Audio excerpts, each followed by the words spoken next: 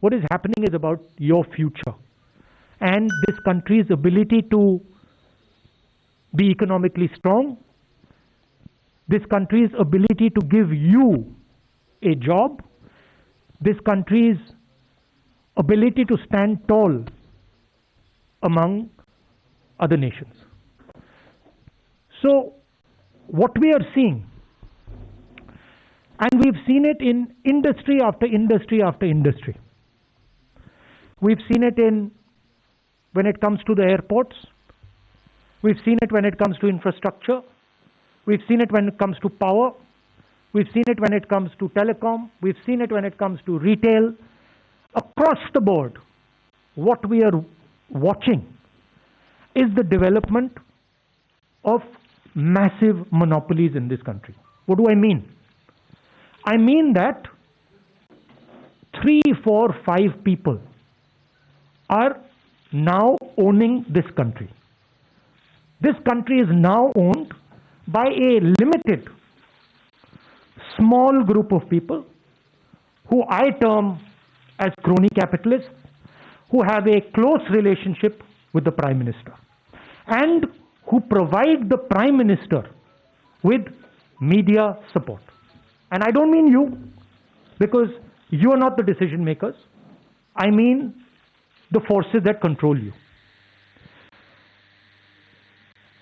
Which was the space that was protected from monopolies until now? First of all, the biggest business in this country, and this is something that youngsters have to understand, the biggest business in this country is agriculture. 60% of our people are in agriculture, and in terms of the value, agriculture is by far the biggest hit. Agriculture is not just what the farm grows. Agriculture is the machinery that moves that produce. Agriculture is the structure of how that produce is sold. And now what we are seeing is the last bastion that was protected from monopoly is now being overrun. How is it being overrun? 3 new laws have been passed. They're designed to destroy Indian agriculture. How are they designed to do it? By destroying the Mandi, by destroying the Essential Commodities Act, and by making sure that no Indian farmer can go to court to protect himself. And to me it is a tragedy that this entire country is just watching this ridiculous show. It is a tragedy because it shows me that the country itself is not able to understand the depth of what is happening. So what is going to be the result of this? The result of this is going to be 3 or 4 people are going to own India. 3 or 4 people are going to own the entire agricultural system. Farmers will not get the value they deserve. The Mandi system will be destroyed. 3 or 4 businessmen will be able to store millions and millions and millions and millions of tons of wheat, rice, other essential commodities. And then, my friends in the middle class, you will be paying prices that you have never imagined. Please understand that the rice you buy, the wheat you buy, comes to you at the rate it comes because of the APMC, because of the agricultural system, because of the structure. So this is not an assault on the farmers. This is an assault on the middle class, and this is an assault on every single youngster in this country who is not going to be able to get a job. So this is what I want to tell the youngsters. Realize that your independence is being taken away. Realize that this happened before, and we fought this. And everything we have today is because of the fight that we fought. And the same exact thing is happening to India today. This is the simplest way I can put it. So, why are the farmers of Punjab and the farmers of Haryana standing there? Who are they? They are the patriots of this country who are protecting the livelihood of 60% of this country. I 100% support them. And I go further. Every single Indian person should support them because they are fighting for us. They are not fighting for themselves. They are fighting to prevent this country from falling into the hands of 2 or 3 people. That is the heart of what I wanted to say. मैं हिंदी में बोल देता हूं. देखिए, अगर आप पिछले 6-7 साल को देखें तो हर इंडस्ट्री में उन्हीं 4-5 लोगों की मोनोपोली बन रही है. पावर देखिए, एयरपोर्ट्स देखिए, पोर्ट्स देखिए, टेलीकॉम देखिए, जहां भी आप देखेंगे उन्हीं 4-5 लोगों की मोनोपोली बन रही है. मतलब इस देश के 4-5 नए मालिक हैं.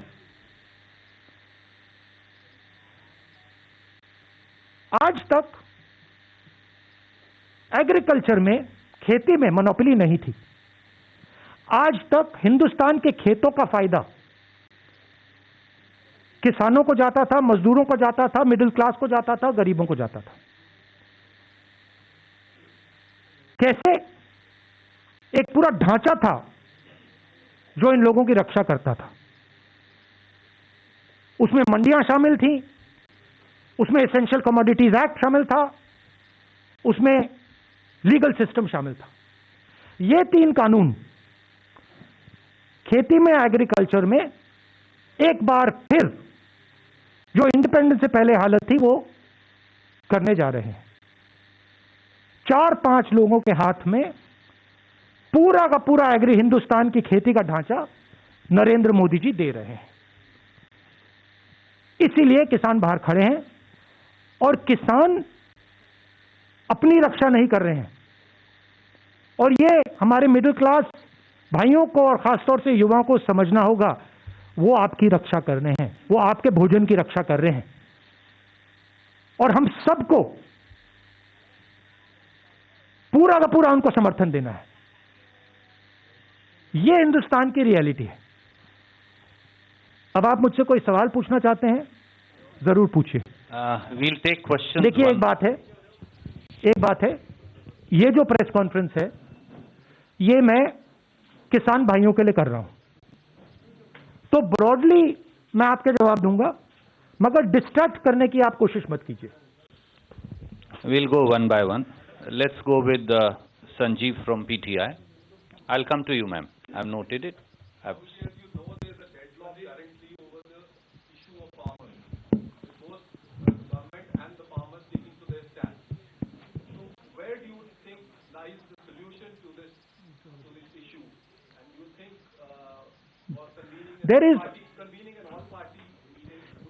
There is no deadlock. You have to understand what is going on. There is no deadlock. The government believes that they can tire out the farmers. The government, in its arrogance, believes that किसानों को थकाया जा सकता है, किसानों का बेवकूफ बनाया जा सकता है. किसानों को ना थकाया जा सकता है, ना उनका बेवकूफ बनाया जा सकता है. किसान प्रधानमंत्री से ज्यादा होशियार है. प्रधानमंत्री से ज्यादा समझ हिंदुस्तान के किसान को है, क्या हो रहा है क्या नहीं हो रहा है. तो that is the reality. Solution एक ही आएगा, ये तीनों कानूनों को वापस लेना पड़ेगा, और कोई सोल्यूशन नहीं आएगा. We are exerting more pressure. We are already exerting pressure. This press conference is a means of exerting pressure. But more than exerting pressure, I think the thing to understand is that this is not about farmers. This is about the creation of massive monopolies in this country that are going to take away wealth from the people of India. This is the crux of it. Please tell me one industry in India today, just name it for me, which is not monopolized by the same 5-6 people. That is the real crux of the issue. The farmers this is the first step, but you will see after the farmers, India will not be able to produce jobs. Why? why is it that the Indian economy has gone from the best performance to the worst performance? Siddharth from ANI, I've noted that.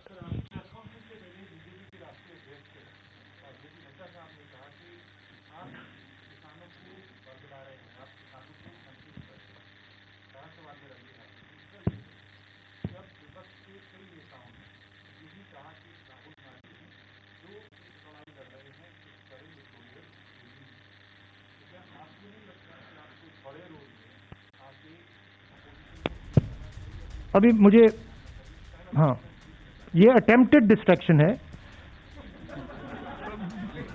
ये अभी full distraction नहीं है, attempted distraction है, but ठीक है। हाँ, देखिए, जो उनके दिल में है वो मेरे बारे में कहते हैं। सरकार किसानों को डिस्ट्रैक्ट करने की कोशिश कर रही है। सरकार कह रही है किसानों को कि देखिए, बात करिए हमसे, 10 बार बात हो गई, 9 बार बात हो गई, वो उसको सरकार घसीटती जा रही है। तो रियलिटी किसान जानते हैं, और राहुल गांधी कौन है, क्या करता है, हिंदुस्तान का हर किसान जानता है। किसान जानता है भट्टा परसौल में नड्डा जी नहीं खड़े थे, मैंने तो उनको नहीं देखा। लैंड एक्विजिशन समय नड्डा जी तो नहीं खड़े थे, मोदी जी तो नहीं खड़े थे, राहुल गांधी खड़ा था। तो जब किसान की जमीन का मामला था, वहां पे कांग्रेस खड़ी थी। जब किसानों के कर्जा माफ करने की बात आई थी, वहां कांग्रेस खड़ी थी। नड्डा जी कहां थे? मुझे तो नहीं दिखे। Thank you. Can we go to ABP Ashish? और ये मैं आपको एक और बात बता देता हूं। देखिए, मेरा कैरेक्टर है, मैं ना नरेंद्र मोदी से ना इन लोगों से डरता हूं, मुझे कोई फर्क नहीं पड़ता, ठीक है। मैं साफ सुथरा आदमी हूं, मुझे ये छू नहीं सकते, बात समझिए। हां, गोली से मार सकते हैं, वो अलग बात है, मगर छू नहीं सकते। और मैं देशभक्त हूं, मैं अपने देश की रक्षा करता हूं, ठीक है। और मैं करता जाऊंगा, मैं अकेला खड़ा हो जाऊंगा, पूरा देश अलग से दूसरे साइड हो जाएगा, मगर मैं अकेला खड़ा होकर खड़ा हो जाऊंगा, मुझे कोई फर्क नहीं पड़ता। ये मेरा धर्म है, मैं उनसे भी ज्यादा फैनेटिक हूं, ठीक है। और यहां क्या हो रहा है, जिस चीज के लिए ये देश लड़ा था 70-80 साल पहले, वो फिर से हो रहा है। आज मेरी बात मत मानो, जब गुलाम बन जाओगे तो फिर मानना, मेरे लिए एक्सेप्टेबल है, मैं तो गुलाम नहीं हूं ना। आशीष फ्रॉम एबीपी। जिसका रेफरेंस सिद्धार्थ ने दिया, जेपी नड्डा साहब ने कुछ स्पेसिफिक चीजें पॉइंट आउट की। उन्होंने कहा है कि एपीएमसी एक्ट को रिपील करने की बात आपके मैनिफेस्टो में क्यों की? दूसरा, उन्होंने कहा स्वामीनाथन आयोग की रिपोर्ट को आप लोगों ने स्टॉल क्यों किया, एमएसपी के प्राइसेस क्यों नहीं बढ़ाए? ये उनके स्पेसिफिक क्वेश्चन हैं। इसके अलावा मैं ऐड ऑन करना चाहता हूँ, क्योंकि आज सुबह सुबह आपने भी ट्वीट किया था, जेपी नड्डा साहब ने आपसे चाइना वाले इशू पर भी सवाल पूछा है कि आप क्यों ये क्वेश्चन रेज कर रहे हैं, जबकि ये जमीन में पंडित नेहरू के जमाने में चाइना ने कब्जा। ये क्या जेपी नड्डा मेरे प्रोफेसर हैं क्या, कि मैं इनको जवाब देता जाऊं कि कौन है ये? क्या ये हिंदुस्तान के प्रोफेसर हैं, टीचर हैं क्या? उनका क्यों जवाब दूं मैं? कौन होते हैं वो? मैं हिंदुस्तान का जवाब देता हूं, किसान का जवाब देता हूं। किसान मुझसे कोई भी सवाल पूछे, जवाब दूंगा। और जहां तक एग्रीकल्चरल सिस्टम की रिफॉर्म की बात है, हाँ, हमने रिफॉर्म की बात की है, मगर हमने एग्रीकल्चरल सिस्टम को डिस्ट्रॉय करने की बात नहीं की। हमारे किसी भी कानून में यह नहीं लिखा कि किसान जाकर कोर्ट में नहीं जा सकता। हमारे किसी भी कानून में यह नहीं लिखा कि मंडी को हम खत्म कर देंगे, नष्ट कर देंगे। हमारे किसी भी कानून में नहीं लिखा कि हम मतलब 1-2 लोगों को पूरे हिंदुस्तान का अनाज स्टोर करने देंगे। कोई भी हमारा किसान, कोई भी ऐसा कानून नहीं है। Thank you sir. Can we go to Arun from News 18? I will come to you ma'am. 8-9 दौर की 10 दौर की बातचीत हो चुकी सरकार के बीच और किसानों के बीच। सरकार ये उम्मीद कर रही है कि कभी तो बीच का कोई रास्ता निकल जाए, ताकि हमारी भी फेस सेविंग हो जाए और किसानों की बात भी रह जाए। अब संसद का सत्र आने वाला है, क्या कांग्रेस पार्टी संसद के अंदर तीनों कानून को खत्म करने से कुछ भी कम पर मान सकती है, या खत्म करने की? नहीं, देखिए, सॉरी, खत्म करिए, डिस्ट्रैक्शन वाला, ठीक है, उसको आप बाद में बोल देना, पहले इसको इसको मैनेज करता हूं। देखिए, ये एक प्रोसेस है। ये जो 3 कानून है, ये प्रोसेस का एक भाग है। प्रोसेस क्या थी? प्रोसेस भट्टा परसोल, प्रोसेस लैंड एक्विजिशन, प्रोसेस कि नरेंद्र मोदी जी ने कहा मैं बोनस नहीं दूंगा, एमएसपी में सही पैसा नहीं देना। आस्ते आस्ते आस्ते आस्ते नरेंद्र मोदी जी, बीजेपी किसान को कमजोर करने की कोशिश कर रहे हैं।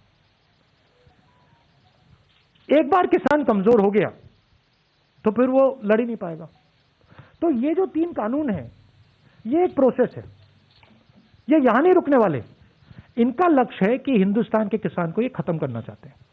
और ये जो पूरा एग्रीकल्चरल सिस्टम है, ये अपने 3-4 मित्रों को देना चाहते हैं। ये रियलिटी है।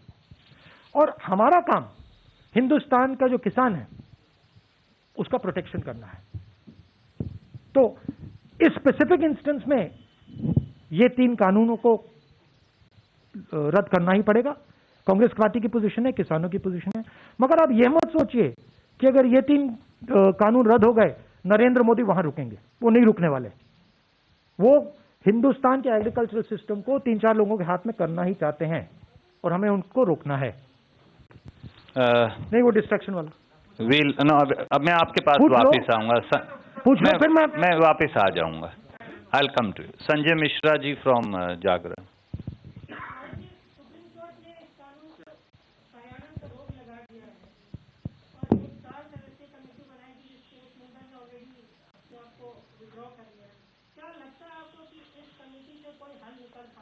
देखिए, सुप्रीम कोर्ट पे मैं टिप्पणी नहीं देना चाहता हूं, बट सुप्रीम कोर्ट की रियलिटी पूरे हिंदुस्तान को दिख रही है। अड़ी सोमवार से शुक्रवार शाम 6 बजे सिर्फ TV9 भारतवर्ष पर।